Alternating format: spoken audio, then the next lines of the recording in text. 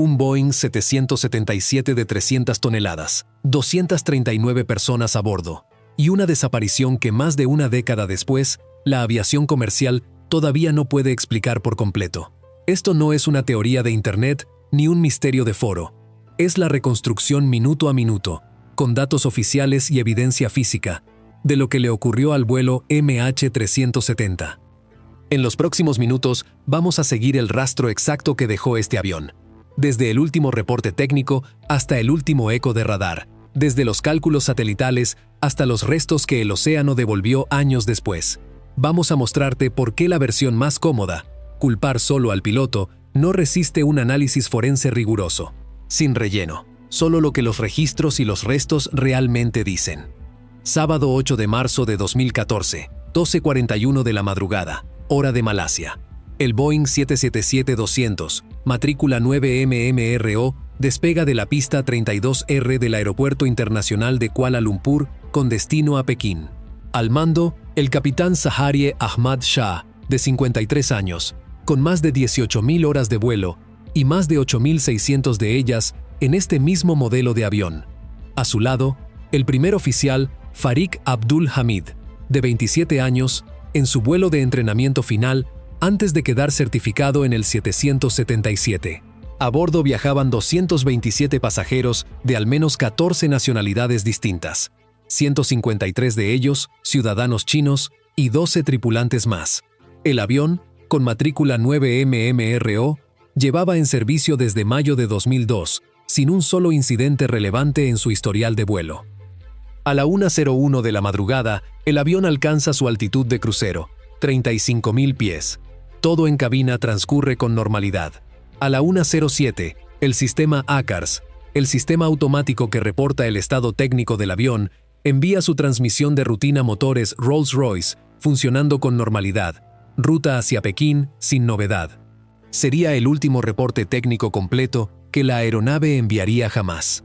A la 1:19:26, el control de Kuala Lumpur transfiere al vuelo hacia el espacio aéreo de Ho Chi Minh y pide al piloto reportarse con el control vietnamita. Ese punto de entrega entre dos países es, además, el punto exacto en el que ambas naciones asumen que la otra ya tiene el control del vuelo. Un vacío institucional que resultaría decisivo en los minutos siguientes. La respuesta llega 4 segundos después, en un tono absolutamente rutinario. Good night, Malaysian 370. Son las últimas palabras que se escucharán desde esa cabina. Nunca se llegó a establecer con certeza quién de los dos pilotos las pronunció. Un minuto después, al cruzar el punto de referencia Igari sobre el Golfo de Tailandia, el transpondedor se apaga. Es el equipo que transmite a los radares civiles la identidad, velocidad y altitud del avión. El eco de MH370 desaparece de las pantallas de control aéreo y durante varios minutos nadie en tierra lo nota. El controlador de Kuala Lumpur asumió que el avión simplemente había salido de su zona de cobertura y siguió con su turno con normalidad. Pero un avión de 200 toneladas no se esfuma sin dejar rastro físico. Un radar militar primario de la Fuerza Aérea de Malasia sigue rebotando sus ondas sobre el fuselaje de aluminio y registra algo que ningún manual de vuelo comercial contempla. Un giro brusco hacia la izquierda, un abandono total de la ruta hacia Pekín y un regreso en silencio de radio sobre la península malaya. Radares civiles de Tailandia, revisados 9 días después a petición del gobierno malasio, confirmarían además haber detectado una aeronave no identificada a la 1:28 de la madrugada, 6 minutos después del apagón, moviéndose hacia el suroeste en dirección a Kuala Lumpur y al estrecho de Malaca. Esa información disponible desde el primer día no se reportó a tiempo porque el objetivo no fue considerado una amenaza. El avión cruza el estrecho de Malaca y hacia las 2:22 de la madrugada, cerca del punto Mekar, el contacto militar primario desaparece definitivamente. Es la última vez en la historia que la aeronave queda registrada por tecnología terrestre. Lo que pasó en las siguientes 4 horas en tierra, mientras el avión ya volaba fantasma sobre el Índico, es para muchos investigadores tan grave como la desaparición misma. Antes de entrar en esa parte, si esta reconstrucción te está enganchando, suscríbete al canal y activa la campana. Aquí desarmamos los grandes misterios de la historia, hechos que nunca se explicaron, lugares que esconden algo, crímenes que nadie resolvió, con este mismo nivel de detalle, semana tras semana. A la 1:38 de la madrugada, el centro de control de Ho Chi Minh llama a Kuala Lumpur para reportar que ha perdido tanto el radar como la comunicación de voz con MH370. Ningún protocolo de emergencia se activa de inmediato. En su lugar, comienza un intercambio burocrático entre centros de control que se prolongará por horas. A las 2:35 de la madrugada ocurre el error más grave de la noche. El Centro de Operaciones de Malaysia Airlines informa a control aéreo que el avión está en condición normal y entrega coordenadas precisas sobre Camboya. Los controladores respiran, creyendo que el vuelo sigue su curso. Pero casi una hora después, a las 3:30, Operaciones vuelve a llamar con una confesión escalofriante. Esa información era falsa. Su sistema no leía la posición real vía GPS del avión, mostraba una proyección automática basada en el plan de vuelo programado. El computador asumía que el avión seguía volando. En realidad, ya estaba a miles de kilómetros de distancia, en una dirección completamente distinta. No fue sino hasta las 5:30 de la madrugada, más de 4 horas después de que el transpondedor se apagara, que se activó oficialmente el Centro de Coordinación de Rescate. Cada minuto perdido en esa cadena de confusión no solo retrasó la reacción, multiplicó el radio de búsqueda posible, porque un Boeing 777 a velocidad de crucero recorre más de 800 kilómetros por hora. 4 horas de retraso no significan 4 horas de búsqueda perdida.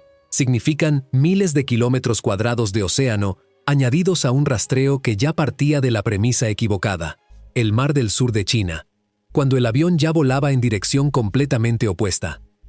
A las 6:32, los familiares en la Terminal 3 de Pekín miraban una pantalla de llegadas que decía «retrasado», sin saber que, en ese momento, ningún gobierno ni ninguna aerolínea del mundo sabía siquiera en qué océano buscar.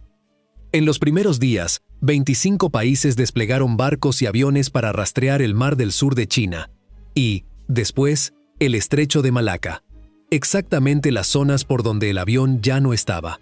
No fue sino hasta el 15 de marzo, una semana completa después, cuando el gobierno malasio confirmó públicamente que los datos satelitales apuntaban hacia el sur y la búsqueda tuvo que reiniciarse casi desde cero, a miles de kilómetros de donde había empezado. El mundo estaba a punto de descubrir que la aviación moderna había perdido a uno de sus aviones más seguros y que lo había hecho, en parte, por una cadena de decisiones humanas evitables. Con la desaparición confirmada, los investigadores revisaron cada documento disponible, incluyendo el manifiesto de carga. La bodega llevaba más de 4 toneladas de mangostinos frescos, y junto a ellos un embarque consolidado de 2.250 kilogramos, que incluía baterías de ion de litio. En aviación comercial, un incendio no contenido de baterías de litio en bodega es una pesadilla real, capaz de derretir la estructura y asfixiar a tripulación y pasajeros. Sin embargo, el informe oficial de investigación concluyó que la carga había sido embalada siguiendo los procedimientos estándar. El sistema ACARS no emitió ninguna alerta de humo o fuego, y el perfil de vuelo posterior, metódico, prolongado, durante horas, descartó por completo la hipótesis de un incendio incontrolado. Ese envío de baterías viajaba como carga consolidada de un intermediario en Kuala Lumpur, bajo una normativa de la época que permitía transportarlas en bodega de pasajeros sin restricciones adicionales. Una normativa que, tras este caso, varias aerolíneas terminarían endureciendo por iniciativa propia. El verdadero giro llegó desde el espacio. La compañía británica de telecomunicaciones satelitales Inmarsat extrajo un dato que sorprendió a toda la comunidad aeronáutica mundial. Aunque los sistemas principales de comunicación del 777 estaban apagados, un terminal satelital inactivo a bordo, el SATCOM, había seguido respondiendo automáticamente a consultas rutinarias de la red terrestre. Estos apretones de mano electrónicos, registrados por el satélite Inmarsat 3 F1, demostraron que MH370 no se había estrellado en el Golfo de Tailandia a la 1:21 de la madrugada. Usando cálculos del efecto Doppler sobre la frecuencia de esas señales, los ingenieros trazaron una serie de arcos que revelaron una verdad inquietante. El avión había girado hacia el sur y había seguido volando casi 7 horas más, adentrándose en la inmensidad del Océano Índico. Cada apretón de mano ocurría aproximadamente cada hora, de forma completamente automática sin que nadie a bordo pudiera saberlo ni desactivarlo. El terminal satelital simplemente respondía, como un teléfono que sigue timbrando en una casa vacía. A las 8:19 de la mañana, minutos después del séptimo apretón de mano completo, el satélite captó una solicitud de conexión parcial e inusual, un octavo intento que nunca llegó a completarse. Los analistas concluyeron que ese fue el momento exacto en que MH370 se quedó sin combustible. Los motores Rolls-Royce se apagaron y la unidad de potencia auxiliar, APU, probablemente intentó reiniciar el sistema eléctrico, generando ese último y breve impulso antes de que el avión iniciara su descenso final ya sin control de motores. Guiados por ese séptimo arco satelital, los gobiernos de Malasia, Australia y China lanzaron la operación de búsqueda submarina más extensa y costosa de la historia, rastreando más de 120.000 kilómetros cuadrados de fondo marino inexplorado. Durante meses, el océano guardó silencio, hasta que en julio de 2015 empezó a devolver piezas. A 4.000 kilómetros al oeste de la zona de búsqueda, en la remota isla de Reunión, apareció un segmento gigante de fibra de carbono cubierto de percebes. Era el flaperón, una superficie de control del ala. Las autoridades francesas confirmaron forensemente que pertenecía a la flota de Malaysia Airlines. Fue la primera pieza, y los investigadores franceses tardaron semanas en confirmarla, porque el fuselaje ya estaba cubierto de percebes y organismos marinos que ayudaron a fechar el tiempo de deriva. Arrastradas por las corrientes oceánicas, más piezas clave empezaron a llegar a las costas de África en los meses siguientes. En Mozambique apareció un segmento del carenado del riel del Flap, con el estarcido No Step, todavía legible y remaches cuyo número de serie coincidió exactamente con los registros de ensamblaje de Boeing para el avión 9M MRO. Después, en Tanzania, en la isla de Pemba, se recuperó la sección exterior del flap derecho. En total, entre 2015 y 2018, se recolectaron más de 30 fragmentos en las costas de Mozambique, Sudáfrica, Mauricio y Reunión. Solo un puñado fue confirmado forensemente como perteneciente al 9M MRO. Pero ese puñado bastó para reescribir la investigación. Blaine Gibson, un buscador independiente estadounidense, se convirtió en una de las personas que más piezas aportó, localizando varios fragmentos adicionales en Mozambique y Sudáfrica entre 2016 y 2017. Un estudio de deriva oceánica de la agencia científica australiana CSIRO ayudó después a explicar por qué esas piezas tardaron entre 1 y 2 años en llegar a costas africanas y permitió acotar aún más la zona probable de impacto sobre el séptimo arco. Para los investigadores, estas piezas se convirtieron en la caja negra física del avión, a falta de la caja negra real. Al analizar las fracturas y los soportes dañados, los ingenieros de la Oficina Australiana de Seguridad en el Transporte llegaron a una conclusión clave. En el momento de separarse del ala al impactar contra el agua, los flaps estaban en posición neutral, es decir, retraídos. Si un piloto consciente hubiera intentado un amerizaje controlado, como el del vuelo de US Airways sobre el río Hudson en 2009, habría extendido los flaps al máximo para tocar el agua a la menor velocidad posible y mantener el fuselaje entero el mayor tiempo posible. Los restos demuestran justo lo contrario. MH370 no hizo un aterrizaje suave.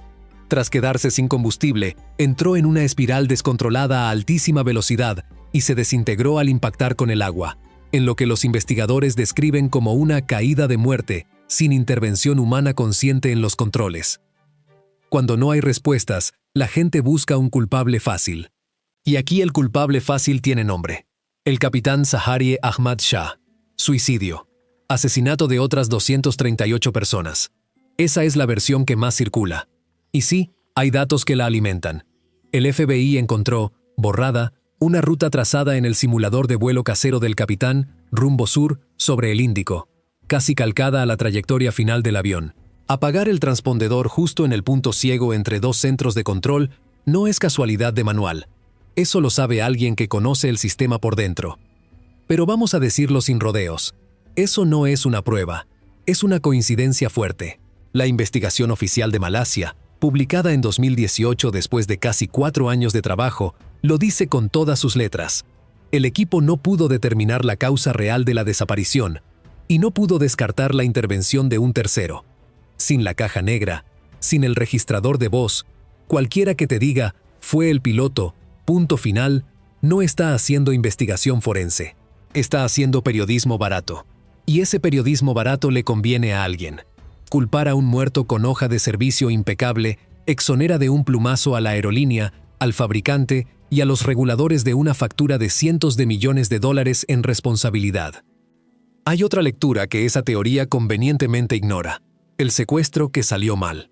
Alguien, un intruso o un miembro de la tripulación bajo amenaza, toma el control sin intención de estrellar el avión. Forcejeo en cabina. Despresurización.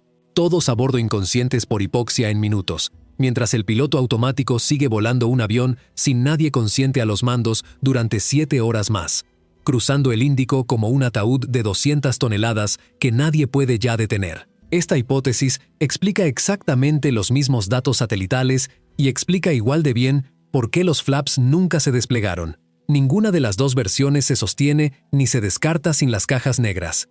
Y ese es, precisamente, el punto que casi nadie discute. 11 años después, seguimos sin saber, porque nadie ha encontrado el aparato que nos lo diría. Lo único que no admite discusión, lo único que no necesita caja negra para probarse, es la negligencia en tierra. 4 horas de burocracia, de reportes falsos, de un sistema que le mintió a los controladores, creyendo que mentía por ellos. Esa cadena de errores no es un detalle secundario de esta historia. Es la razón por la que este avión sigue perdido. El verdadero escándalo de MH370 no es solo quién estaba al mando en la cabina. Es que, con toda la tecnología de 2014, un Boeing de $300 millones pudo desaparecer del radar civil apagando un interruptor, y nadie en tierra tuvo la capacidad de reaccionar a tiempo. Tras la tragedia, la Organización de Aviación Civil Internacional, OASI, impulsó el Sistema Mundial de Seguridad y Vigilancia Aeronáutica, conocido como GADS, que exige a las aeronaves nuevas transmitir su posición exacta de forma autónoma cada minuto en caso de emergencia, sin que la tripulación pueda desactivarlo. La norma se adoptó en 2016, pero su implementación avanzó por fases. El rastreo normal de vuelo ya es obligatorio, mientras que el rastreo autónomo en distrés solo es exigido para aviones certificados a partir de enero de 2024 en adelante. Es decir, más de una década después de la tragedia, buena parte de la flota comercial mundial todavía no está obligada a llevar este sistema. ¿Tú qué teoría te parece más sólida con la evidencia que acabamos de repasar? ¿El escenario de un secuestro que terminó en tragedia o el de un acto deliberado ejecutado con frialdad técnica? Cuéntamelo en los comentarios. Leo todos. Y si este análisis te aportó algo, dale like. Eso es lo que le dice a YouTube que siga mostrando este canal a más gente. Y así seguimos investigando juntos los hechos, los lugares y los casos que la historia dejó sin resolver. La búsqueda física no ha terminado, aunque tampoco ha tenido éxito. En marzo de 2025, Malasia autorizó a la empresa de robótica marina Ocean Infinity a reanudar la búsqueda bajo un acuerdo de «sin hallazgo, no hay pago». Si no encuentran el avión, no cobran un solo dólar de los $70 millones ofrecidos. Esa tercera campaña, con el buque Armada 8605 y una flota de vehículos submarinos autónomos, operó entre finales de diciembre de 2025 y el 23 de enero de 2026, rastreando más de 7.000 kilómetros cuadrados adicionales del séptimo arco. El resultado, otra vez, fue el mismo silencio, sin hallazgos significativos. Ocean Infinity se retiró de la zona sin fecha confirmada de regreso, aunque el acuerdo con el gobierno malasio deja abierta la puerta a una posible cuarta fase entre finales de 2026 y 2027. 11 años después del despegue, el fuselaje de 9 MMRO sigue dormido en algún punto del Índico, y cada campaña de búsqueda que termina sin respuesta profundiza la misma pregunta. ¿Cómo es posible que, con toda la tecnología disponible hoy, un avión de pasajeros siga siendo imposible de encontrar? Entre las 3 fases de búsqueda submarina realizadas hasta ahora, se han invertido más de $200 millones, rastreando en conjunto más de 200.000 kilómetros cuadrados de fondo marino. Una superficie comparable a buscar un objeto del tamaño de un autobús en un área más grande que todo el Reino Unido. Voice 370, el grupo que reúne a familiares de pasajeros y tripulación, sigue insistiendo en que perder contacto no es lo mismo que aceptar que nunca habrá respuesta. Y cada aniversario de la desaparición vuelve a poner el caso en la conversación pública mundial. Mientras esa pregunta no tenga respuesta, la industria de la aviación sigue en deuda con 239 familias.